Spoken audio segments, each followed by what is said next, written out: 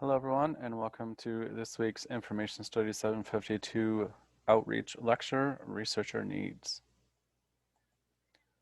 So these are the weekly topics we'll be looking at this week. Who uses archives? What are the needs of different archive users? How do archivists satisfy the needs of different archive users? How does knowledge of the users and uses of archives support archival infrastructure? And how can meeting researcher needs support archival infrastructure?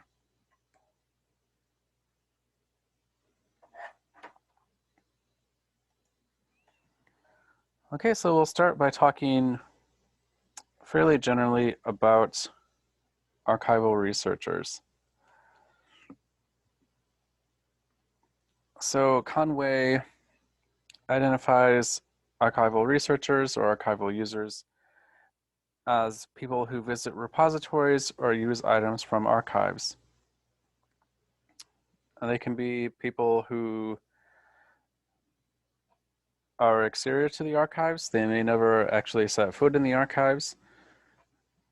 They may either use archival materials indirectly for their research, as we'll talk about later on.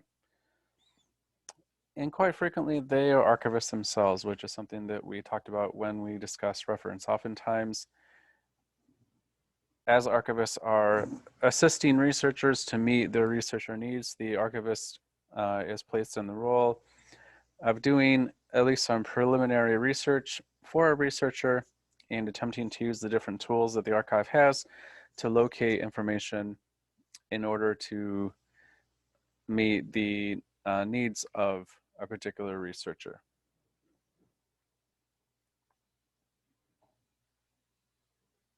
So obviously these can be people from a variety of backgrounds, a variety of occupations, varying levels of experience working with archives, varying levels of experience just doing research.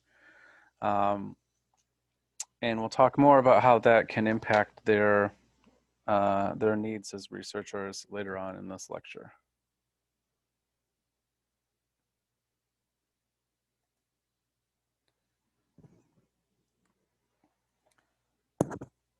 So researchers come into contact with archives or with information from archives because they have an information need, which Conway describes as the question for which archival information can provide all or part of an answer. From my experience, it's usually only a part of an answer, but there are those nice moments where, as an archivist, you help a researcher connect with information that solves all of their research needs, and they are very happy about that. Reed describes information needs as subjects researchers are investigating, research inquiries, research trends,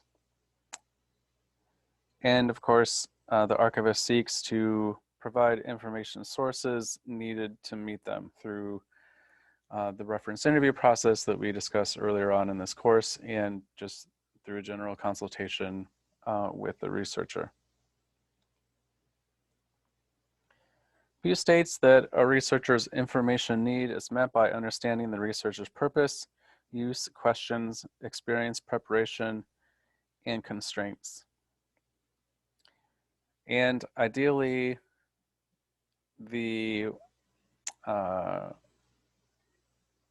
reference program that archivists have in place and other programs that the archive offers as well are situated in a way that does take this understanding of a researcher's purpose, use, questions, experience, preparation, and constraints into consideration as these programs are being developed and as they're being implemented.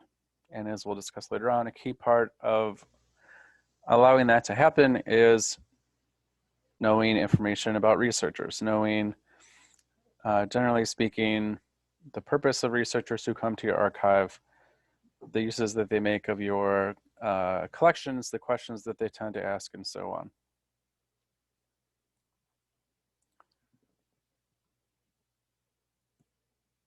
Conway notes on page 394 that responding to information needs is central to wider use of historical information a proper documentation of society, and the viability of the archives as a profession. So this is really the bread and butter of why archives exist, to provide information to the public, to help researchers connect with information that solves their information need. And that's really what people understand as being a key role of archives and a key reason for why archives exist. If archives are unable to do this, as P notes on page 40, then researchers will look elsewhere.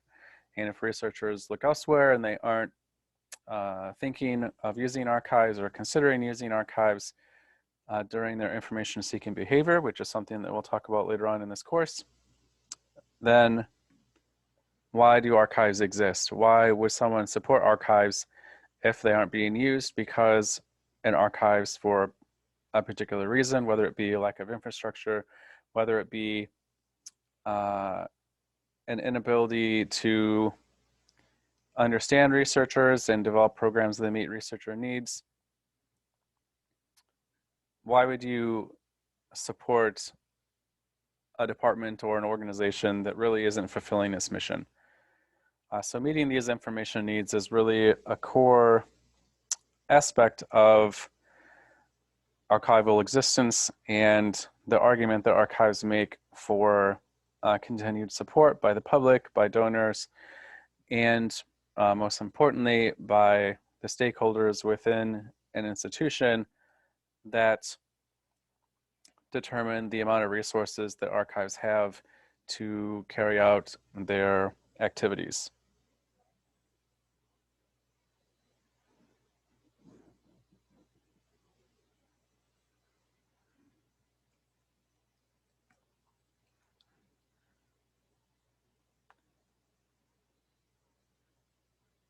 When archives are able to meet the information needs of researchers, that ideally results in some kind of use of the information.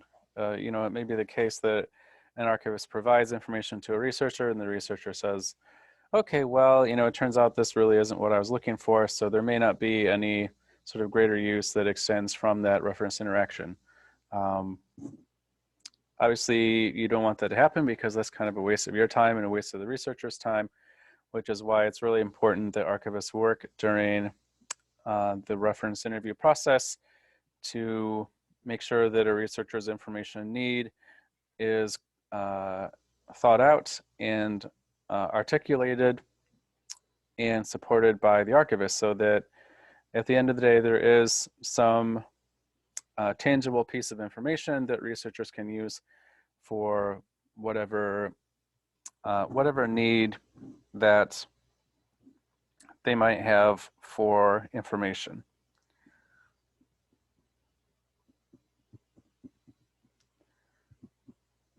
On page 396, Conway notes that the uses of archival materials can be either direct or indirect.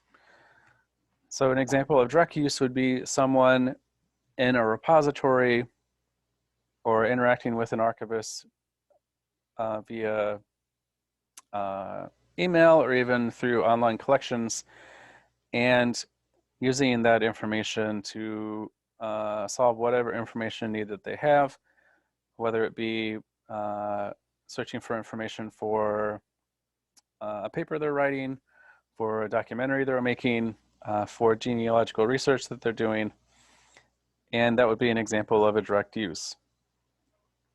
An example of an indirect or secondary use would be an instance in which a person makes direct use of archives by using archival materials in a documentary, and then someone who didn't do the research themselves views that documentary. So they view the product of archival research. So again, they're not directly doing the research themselves, but they are using archival information by viewing a product of archival research. And these secondary or indirect uses can be really powerful things for archives. They can multiply um,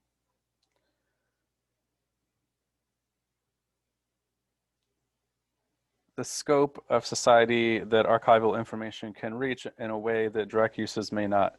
So with direct use, it may be just one person who uh, is working with archival materials when they are writing a paper or making a documentary. You know, it might be a slightly larger group, but typically it's going to be only a few people. If you have a documentary that is seen by, you know, thousands or hundreds of thousands of people, then that can really amplify uh, the scope of information contained in archives, and it can really uh, result in a spread of archival evidence that can't be mirrored by just direct use. So these indirect uses can be really valuable for archives if archives are aware of them and they're able to use them as an advocacy tool. If you as an archives are able to say, well, we had people use our materials to write 50 articles, 50 academic articles last week, and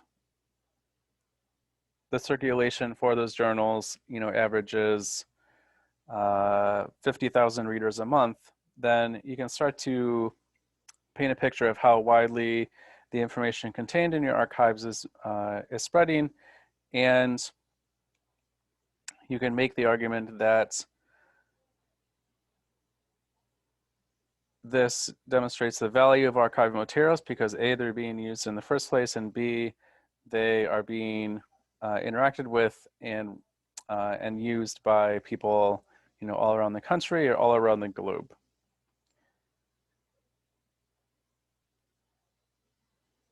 So it really speaks to the importance of knowing what kind of uses are being made of your archival materials, and then as much as you can,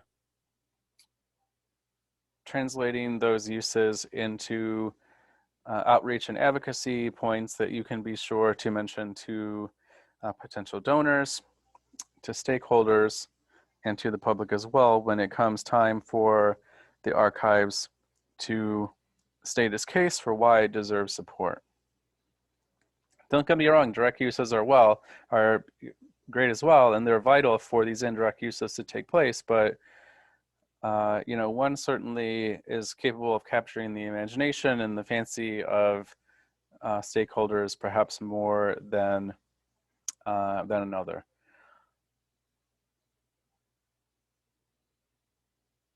There are certainly situations in which you do want to highlight direct uses as well. For instance, if an influential scholar in an academic field comes and makes direct use of your repository, you could really say, hey, you know, this esteemed historian came and used our records, whether it's someone who's just locally known or nationally known or even internationally known.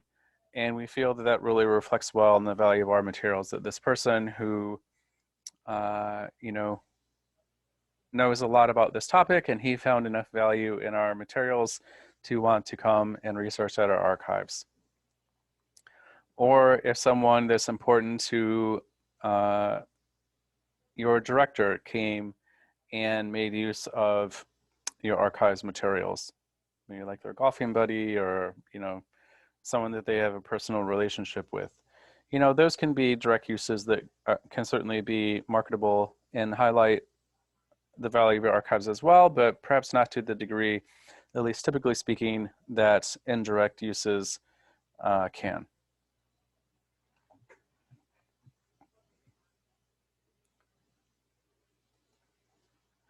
Typically, there's going to be a lot of correlation between the uses that researchers make of archival materials and different characteristics or different aspects of them as researchers. As P notes on page 41, the occupation of a researcher has an impact on the information that they need and the techniques that they'll use to meet their information need. Someone who is coming in to do research for a water rights law case will probably need a higher degree of evidence and a more complex interaction with archival materials than a student who's coming in to work on their History Day project. You know, certainly no shade against History Day. I think it's a great program, but typically there's going to be a pretty big difference in the quality and type of information that these different people are going to need and the techniques that they'll use to find that information. An interesting thing that Pew notes is that a person's occupation may affect the hours that they're available to do research in an archive. So if someone is a professional, then they may have less time during the workday to come and do research. So that might be something that you, as an archive, keep in mind when you are deciding which hours your archive should be open. So for instance, when I worked at the American Heritage Center at the University of Wyoming, we had hours in the evening on Monday simply because we knew that there were some people who were working during the weekday, and Monday nights was the only time that they could come and do research in the archive. So just kind of an interesting little wrinkle of the relationship between the occupation of a researcher and their ability to actually go into a repository and do research. Another factor that can influence the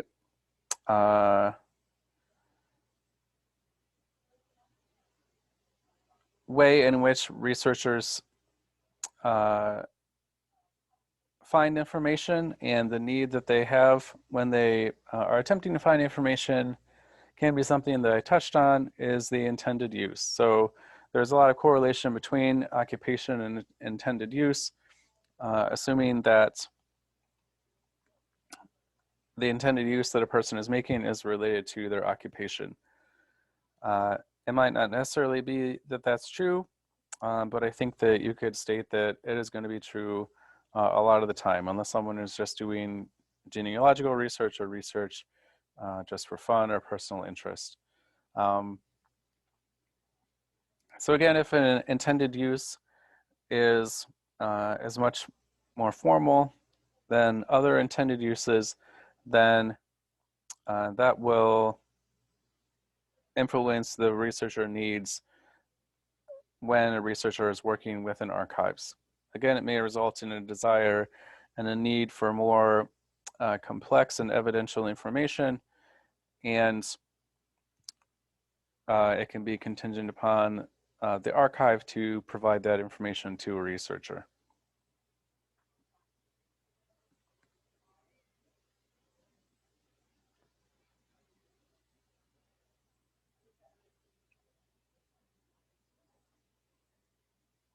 Another valuable piece of information about researchers that archivists would benefit from knowing are the types of questions that researchers typically ask. So, are there questions that are coming up into your repository time and time again? Are there areas of study that researchers seem to frequently be asking about, or aspects of collections that researchers seem to be frequently asking about? And knowing this information beforehand can allow you to meet a researcher's needs more efficiently. If you know that researchers typically ask about a particular subject when they visit your archives or work with your materials, then that might lead your archives to develop a subject guide for researchers to look at and work with. It may lead your archive to develop a pool of reference questions related to a specific question that reference archivists can look at and draw from when they are answering new questions that come in.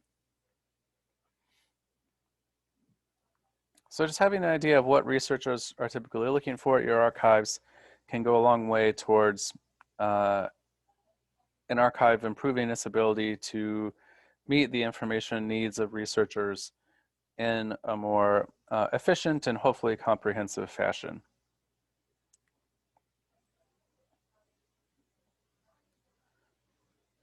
Another important consideration that an archivist might take into account is a researcher's experience level.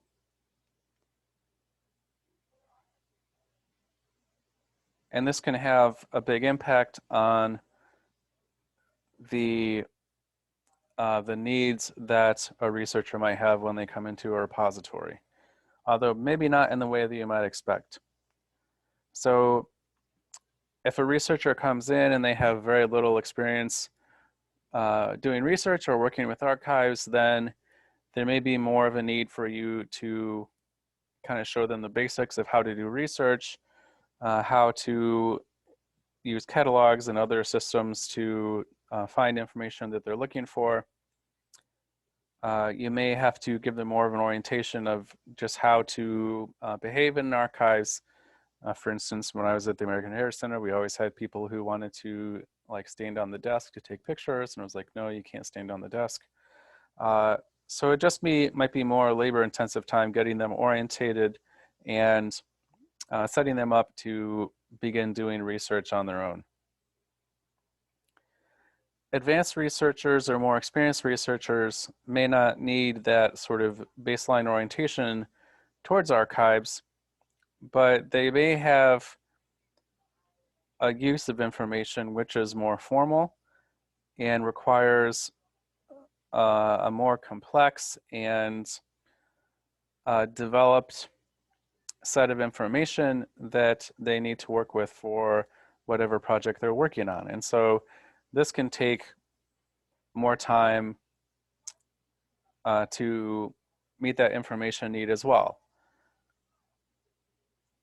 So obviously, if someone needs really detailed kind of provenance information about maybe a very specific topic, it can take time to figure out where that information might be and the best way to direct a researcher to that information. Now, they may have contextual knowledge, which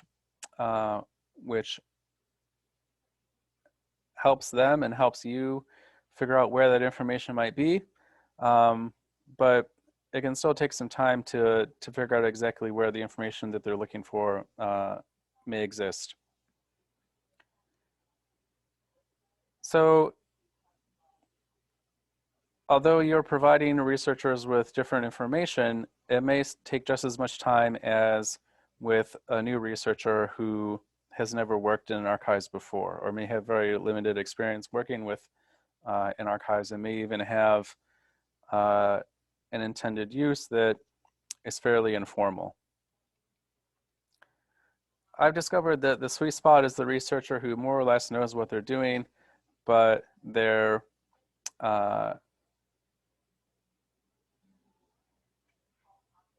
not so experienced that they're working on projects or making a use of materials that is terribly formal. So that way you don't really have to tell them what they're doing because they more or less know how to work in archives and how to do research, and they are not working on projects that have really formal requirements and really complicated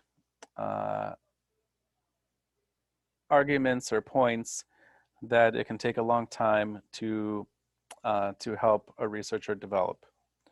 So having that kind of sweet spot in the middle is nice, where you can just kind of set people down with a set of boxes or some resources and say, okay, just let me know if you need anything.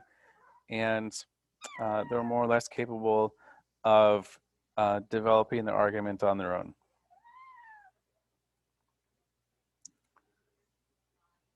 But really all this information can be important in determining what a researcher's needs are and in setting up a way for in archives to have programs and procedures in place that support the needs of researchers who typically come into your archives.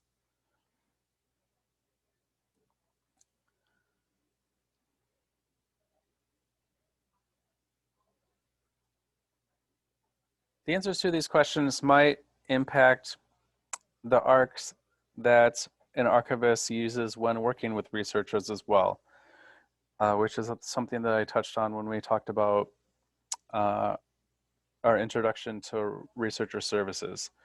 So a more experienced researcher who has a more formal use of archival materials may require more of the artifactual archival reference knowledge type. They may be interested in more of contextual knowledge of holdings and knowledge of holdings, because these things can vary from archive to archive.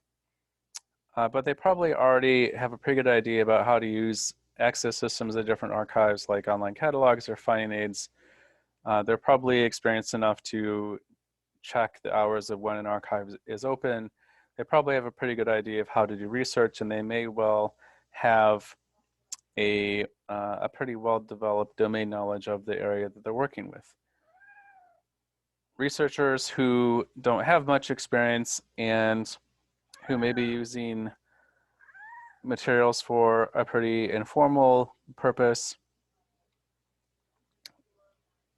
may not have as much of a need for artifactual knowledge or even contextual knowledge of holdings, because that might be sort of beyond what they're looking for. But they may need some kind of domain knowledge simply because they're not as familiar with the background of a particular topic. They may not have as much of an understanding of how the access systems in an archive works. They may not have much knowledge of what materials your archive holds.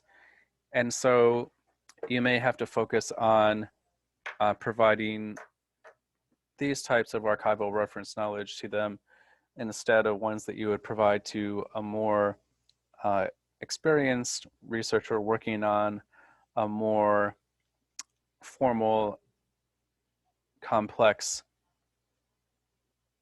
use of archival information. One way that archives can learn more about the background of researchers, and by doing so be in a better position to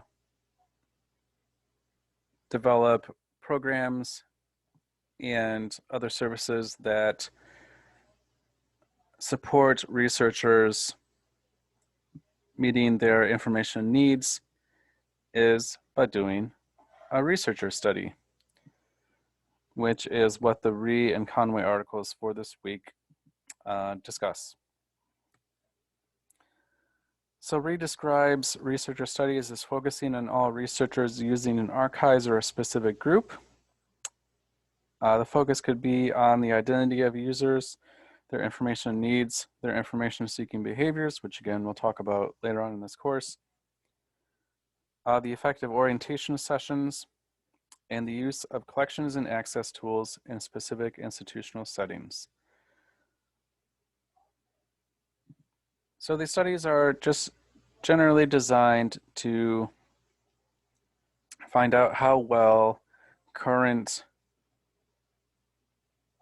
programs and services that the archive offers support researchers meeting their information needs when they interact with archives. So you might look at the quality of collections, the quality of tools. You might look at how well the programs that archives offer match with the information seeking behaviors that researchers exhibit when trying to meet their information needs. You might focus on how these different programs correlate with the different characteristics and identities of researchers, which we just touched on. And again, the idea is to get a just a clear picture of the success of your programs. Again, if your programs are not doing well, and they aren't helping researchers meet their information needs, then that really undermines a lot of the reason for why archives exist. So it's just a good idea to know if that's what's going on, or optimistically knowing that your programs are doing what you want them to do and that your researchers are happy with their experience working with your archives. RE notes that there may be a few different ways that archivists can get this information, so through interviews, surveys, and things like that. And RE also makes the case that researcher studies should focus on researcher groups not typically using archives.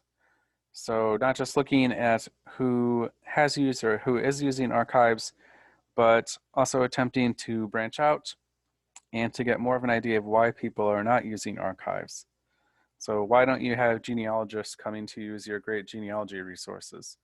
Why don't you have members from a particular community coming to use collection materials related to their community that your archive has? So researcher studies don't necessarily have to be a case of responding to past and current uses, but also anticipating potential future uses and finding a way to facilitate making them turn into actual uses. Conway describes researcher studies as being used to describe elements of information that should be recorded and analyzed in order to assess programs and services. So these elements of information together would consist of the researcher study that you're attempting to carry out.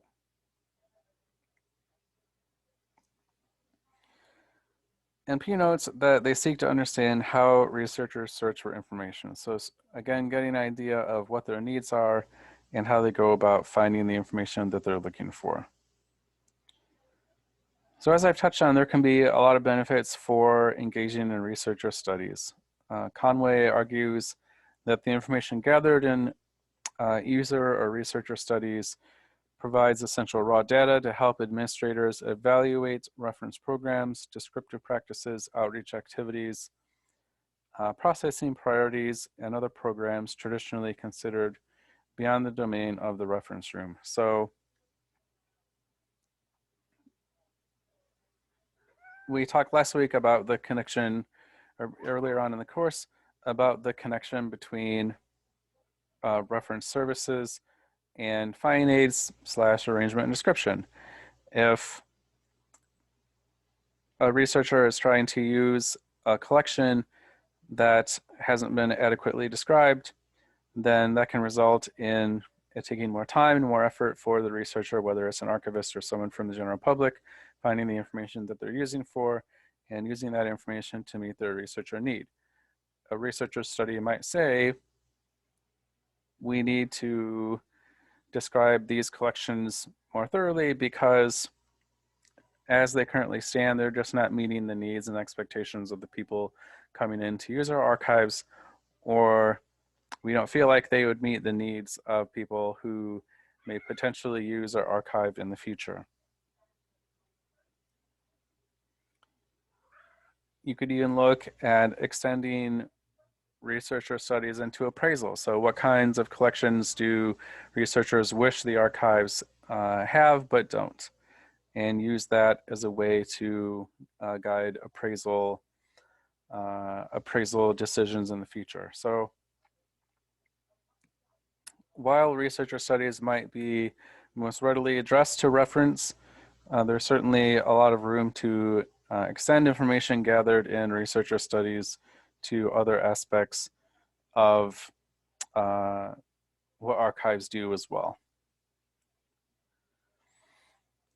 So Conway suggests that researcher studies go beyond current researchers to query past researchers, potential researchers, and even the interinstitutional community. So maybe having archival scholars take a look at your collections and the programs and services that you offer would be an interesting thing to do to sort of get their impression of how adequate and reflective of researcher needs your programs might be. And what these researcher studies do is they turn archives into active consumers of the information about the programs that they provide. So rather than just sitting back and kind of passively saying, well, we don't really know what's going on, we're not really making active use of the information that maybe we're already collecting, by engaging in researcher studies, they're saying we're going to take active steps to A, find out if what we're doing is what we should be doing, and B, if not, what can we do to fix things so that the programs and services we offer as an archives are more responsive and more reflective of the needs of the researchers who come and use our repository.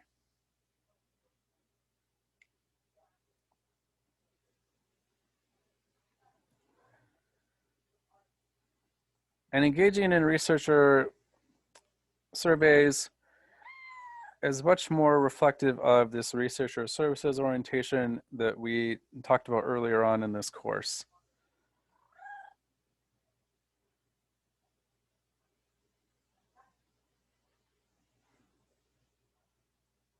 If you look at some of the different stages or different types of information that Conway's framework suggests that researchers or suggests that archives collect,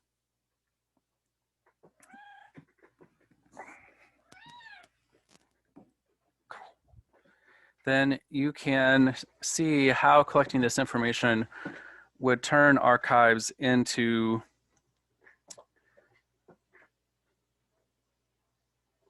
institutions that are much more focused on meeting the needs of researchers and that doesn't consider reference services and meeting researcher needs to be, at the very least, a bonus, as opposed to the very vital, a very vital aspect of what archives do and the value that archives provide to society.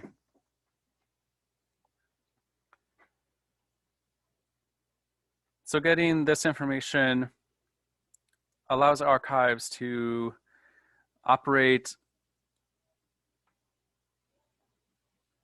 in an orientation in which information on users is essential to program planning. So a lot of these stages are focused on collecting information about researchers. So their name and things like that, any networks that they might be affiliated with,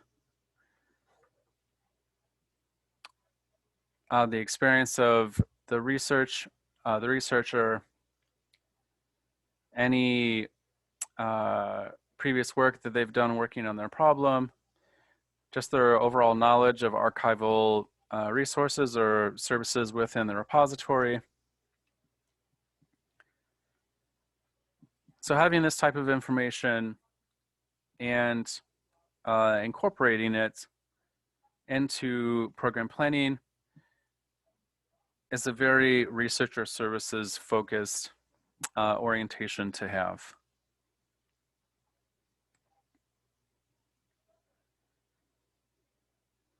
Collecting this information in the first place meets the aspect of researcher services of systematic gathering and analysis of user information.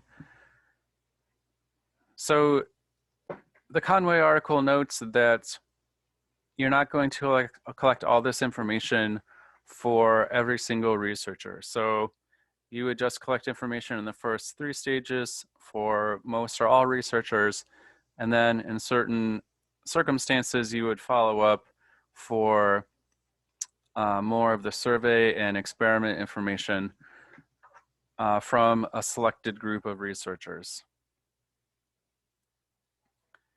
Now, exactly how you would determine which researchers you follow up for with more in-depth information that's probably going to depend from archive to archive. You may want to follow up with researchers who you feel have a particular connection to your repository's mission or a particular connection to stakeholders within your repository to make sure that they had a good experience, to make sure that you're aware of the different uses that they made of your materials, that you're aware of some things that might have frustrated them or that might have shaded their perception of using your materials, just so that you're more able to respond to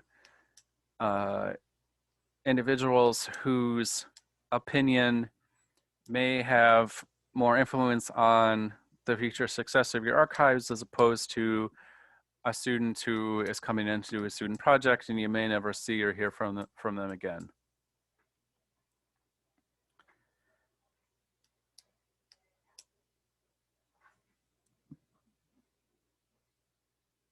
Collecting this information also relates to the aspect of researcher services of finding aids and services are geared to users' needs. Also, looking here, alternative to physical use. So this has microforms and databases, probably a more contemporary set of terms to use would be online collections instead of microforms. I assume some people are still using microforms, but probably not as many who are using online collections. So just to kind of update this a little bit, but knowing how well did our online collections work for you? How well did the different tools that our archives has to help you move through our collection material and discover information that solves your information need? Just getting that perspective allows you to say, okay, well, our online collection is working well for researchers. If not, what can we do to fix that? Are other tools that we offer helping researchers be successful in solving their information need? If not, what can we do to solve that? So again, this idea of taking information that you're collecting from researchers and being an active consumer and user of it in order to develop a framework in your repository that is focused on using researchers as the focal point of your repository and facilitating the use of your materials and of your programs and resources as much as possible.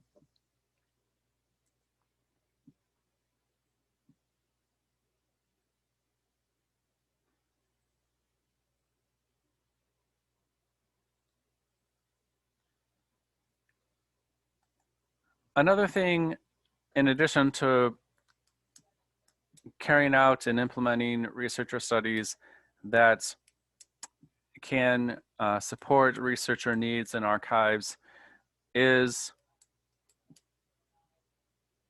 having adequate researcher services staff in order to work with researchers.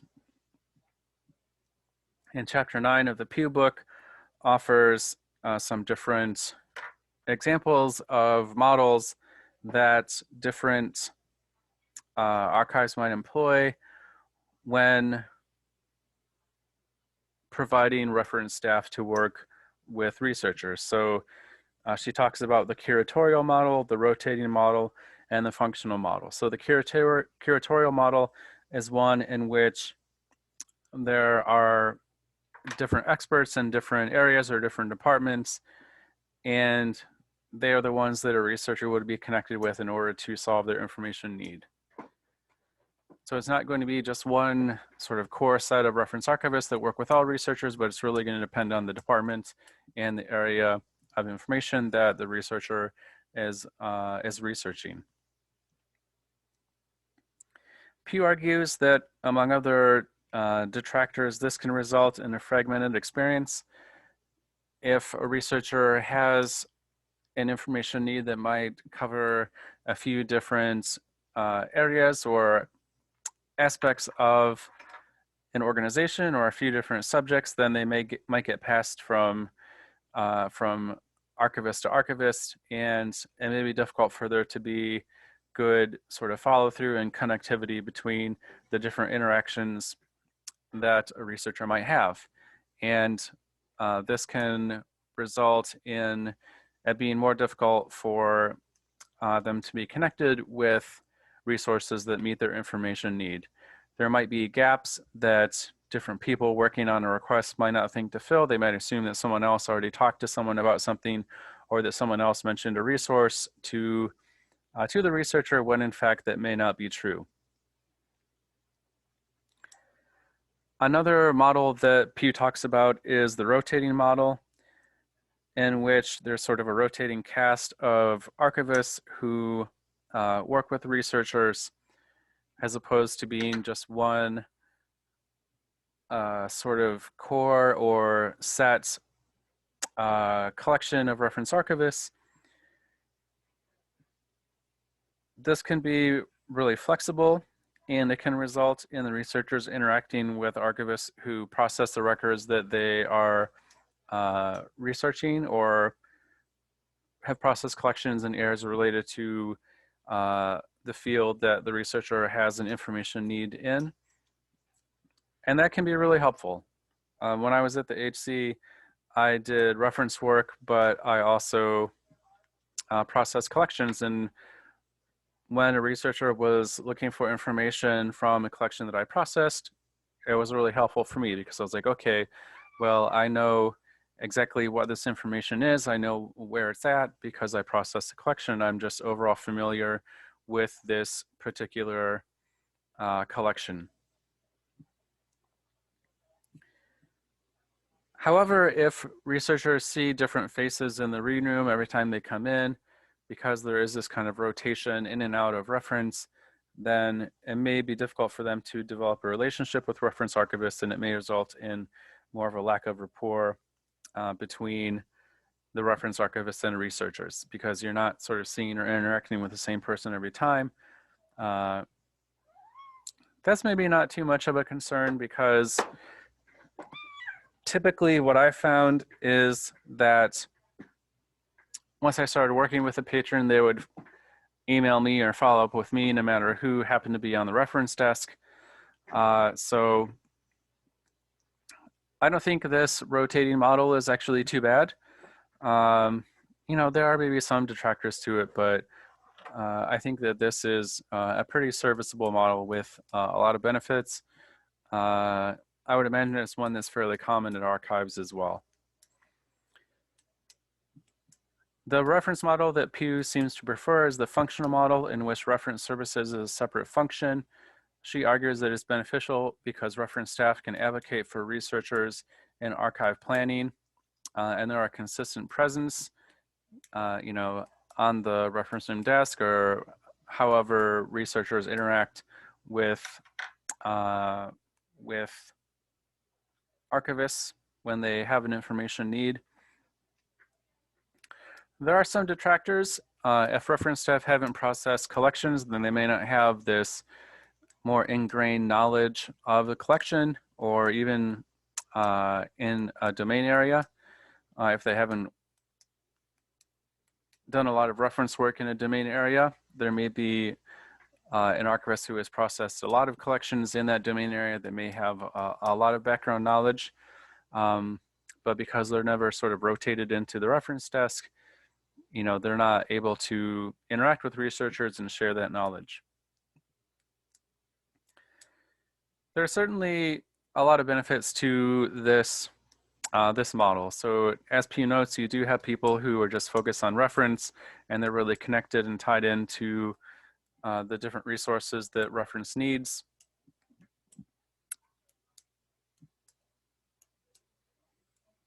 It may not be entirely realistic for an archivist to have archivists who just focus on reference and don't do anything else. So this might not be the most realistic option for a lot of archives that don't have enough staff to have sort of a specialized core of archivists who just focus on reference and don't do anything else. So when I was at the HC, as I mentioned, I did reference work and processing. There were, I think, 3 or 4 archivists who only did reference. So they had kind of a hybrid rotating / functional model of reference service, and it seemed to work out pretty well.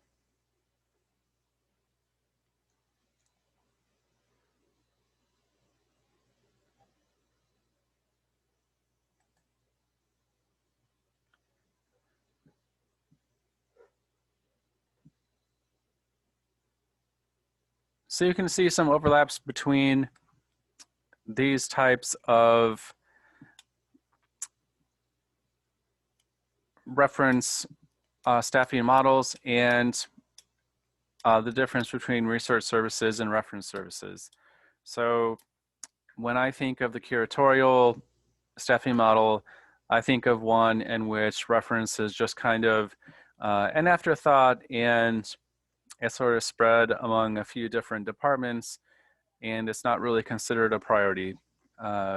Researchers are sort of interacted and worked with when they have to, but there isn't a lot of resources placed into a researcher services orientation that may be more able to meet researcher needs. I think that the rotating and functional models are more focused on this researcher services orientation. So it is one that focuses resources on use and providing access to information for researchers. So I think that it is one in which researcher services are regarded as program priorities. Again, is more of an afterthought, which might be the case in the curatorial model. And I think that having people that more or less focus on just doing research, at least at a given time, is going to result in researcher services that are more geared to researcher needs. We talked last week about how the best way to learn about these arcs and learn about how to implement these arcs is through experience. And your functional and rotational models, at least I would argue, are more likely to result in reference archivists that are more experienced working with researchers and more able to provide the different types of archival reference knowledge that meet their needs. And that can certainly be beneficial for an archive.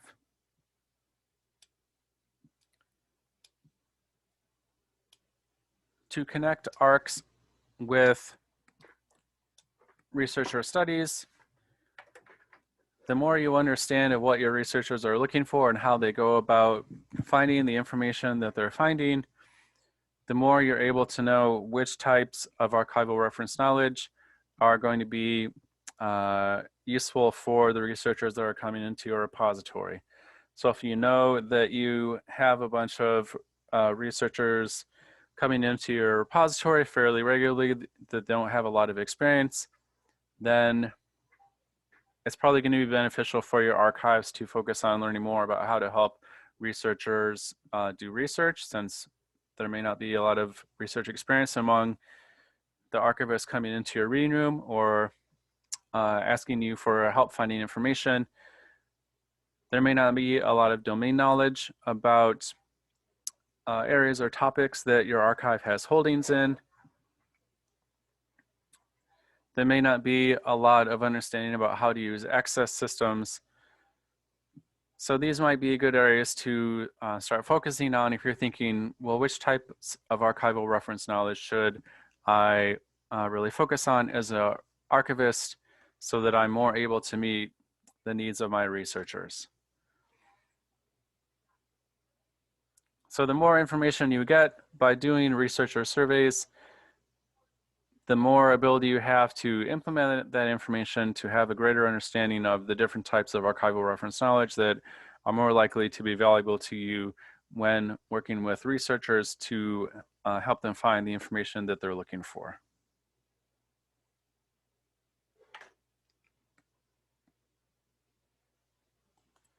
Next, I want to talk about the connection between researcher studies and the different models of reference or researcher services, because I think that there are some interesting overlaps there as well.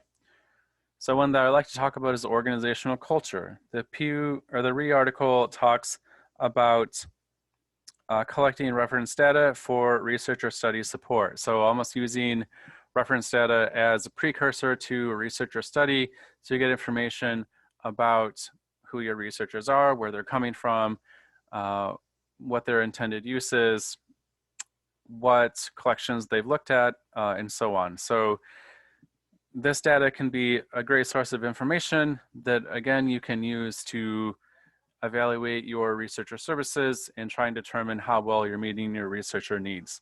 But if you don't have the organizational culture in place to make sure that this information is sort of categorically collected and maintained over time, then it's going to be difficult to use it in a meaningful way.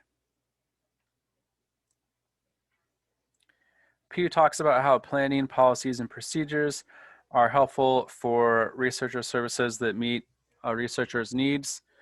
So here we go. Plannings, methods, and expertise employed to acquire and administer holdings. You know, that's a big one.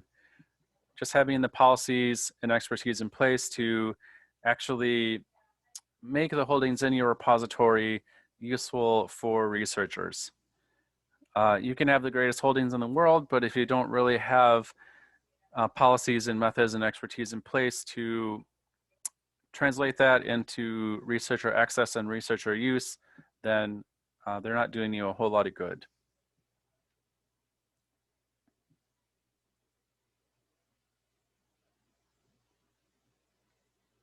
Pew also mentions how knowing researcher needs is a vital tool for advocating for additional resources. So having gone through the process of a researcher study, you are in a much better place to know what your researcher needs are. And if you have evidence that your researchers need your collections to be described more thoroughly, if you have evidence that your researchers need online collections which are more supportive of their information seeking behavior, then you can point to that data and say, hey, stakeholders, there's this problem going on. We have data to illustrate what this problem is, and we would like the resources to support it. If you don't have that data to say, this is what's going on and we would like to fix it, then it might be difficult to make that argument. But again, researcher studies can be pretty labor intensive, and that's something that Ree notes. It may not be possible for every archives to have the time and expertise to engage in a researcher study, especially a meaningful one. So having this lack of infrastructure in place can make it more difficult to engage in a researcher study, which can result in better access for the archive to resources in the future.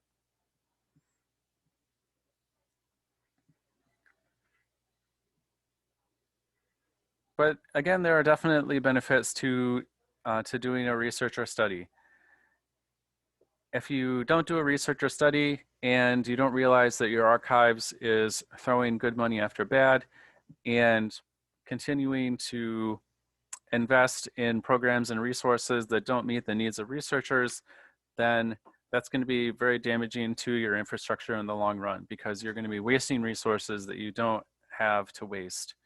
So spending a little bit of time, a little bit of money to take these steps to be proactive and develop this body of information and implement it into developing resources and programs which are better for your researchers and more capable of meeting their needs can definitely be a positive, even if the upfront cost is a little difficult to swallow.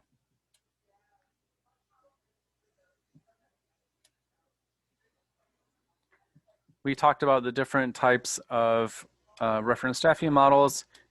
Obviously, having reference staff that just focus on reference, or having staff that just focuses on reference, is going to require more staff, because you also have to have staff members who do processing and appraisal and are specialized in other areas. So, that can be a consideration for that particular reference model, and that's maybe why having some rotational staff is a need or a reality for a lot of archives, even if it might detract from the overall quality of researcher services. So there's always the ideal, and then there's sort of the pragmatic steps that archives have to take in order to, stay open and meet the different responsibilities that they have.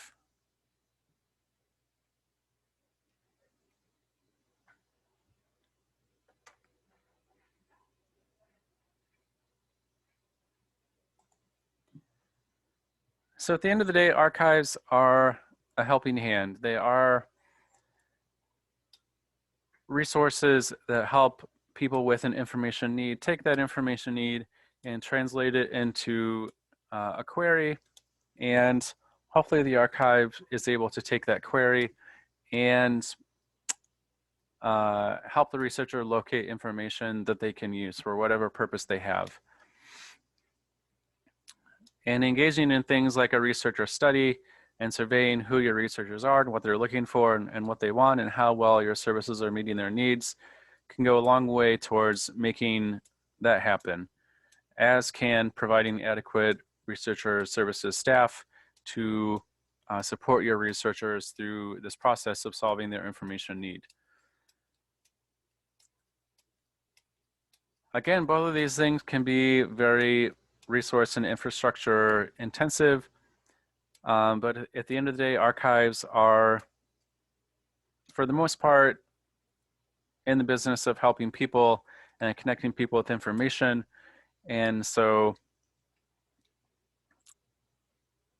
it seems silly not to attempt to discover ways in which archives can be better at that. And as a result of being better at that, may possibly be in a better position long-term to advocate for their own continued existence. So again, some of the costs for having additional reference staff or doing researcher surveys might be difficult to comprehend upfront, but the long-term benefits can be really beneficial and can result in an archives that continues to help researchers and thrive into the future. Okay, so we'll call it a day there. A lot of our discussions this week will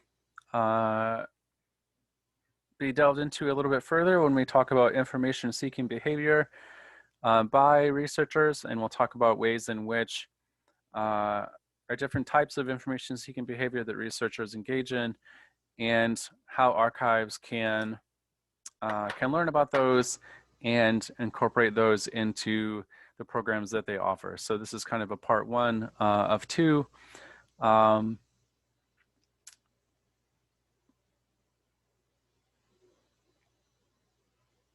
So I hope that this was an interesting discussion for you.